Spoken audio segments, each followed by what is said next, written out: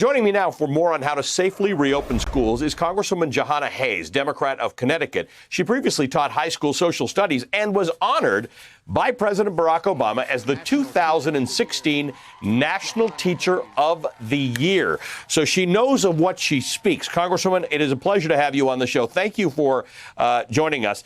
I think we need to get to the bottom of this. This conversation has pushed people into corners that I don't think they need to be in. If I say that I think it might be unsafe to prematurely send kids back to school, I'm certainly not objecting to the idea that it is better for society ultimately if kids get back to school safely. Well, thanks, Allie, for having me. And you are absolutely right. I think we all want kids to go back to school. That is our ultimate goal. But if we cannot do that safely, we need to say that we cannot do that safely and put in the effort and make the investments to ensure that school districts are not left on their own right now. What, in your evaluation of this, is the way we should be approaching this? I'm not asking you to solve the problem, but how should we be thinking about this? Because like so many other things, this got weirdly political right out of the gate.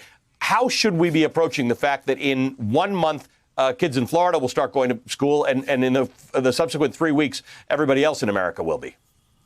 I mean, parents and teachers are so afraid right now, and rightfully so.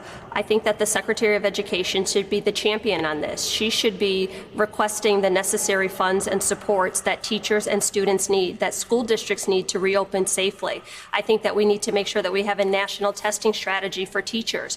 Right now, if a public school employee wants to be tested because they think they might have been exposed, I really haven't seen a lot of efforts towards that.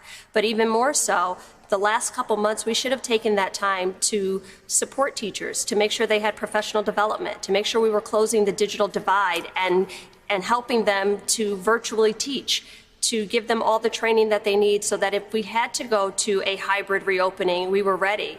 I mean, we shifted in a couple days in the spring to virtual learning, and obviously there were problems there.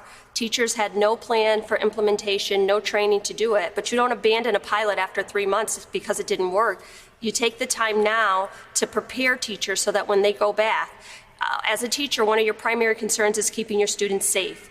I don't know how any of my former colleagues could stand in front of students in the next couple weeks and say, I can assure that you'll be safe. So one of the things that I thought would be instructive is that the CDC was supposed to testify before Congress this week. And as we know, the CDC has all sorts of data about how far people need to be and how much they have to wash their hands and what temperature things need to be at and how to deal with that stuff. And the White House stopped that from happening. Now, that worries me because the CDC is not supposed to be partisan, and they're supposed to be able to give you in Congress, you obviously have some information yourself because of your experience, but they're supposed to give members of Congress the best information to conduct themselves on this massive decision. What do you think is behind this? Is there something that the administration's worried that the CDC has to say that they don't want members of Congress to hear? I mean, you're absolutely right. The CDC should be coming before Congress so that we could work together, so that they could help us to understand this is what the science and the data says. This is what you should be asking for in the next package so that we can open schools safely. And the fact that that is not happening is shameful. And people wonder why teachers are concerned. If they're being told to follow CDC guidance and guidelines, and now those guidance are changing every time we turn around or being taken away, again, this has become very partisan. I mean, we have people who still refuse to wear a mask and socially distance. How are all of the educators that are facing children when they go back going to be able to enforce things like that?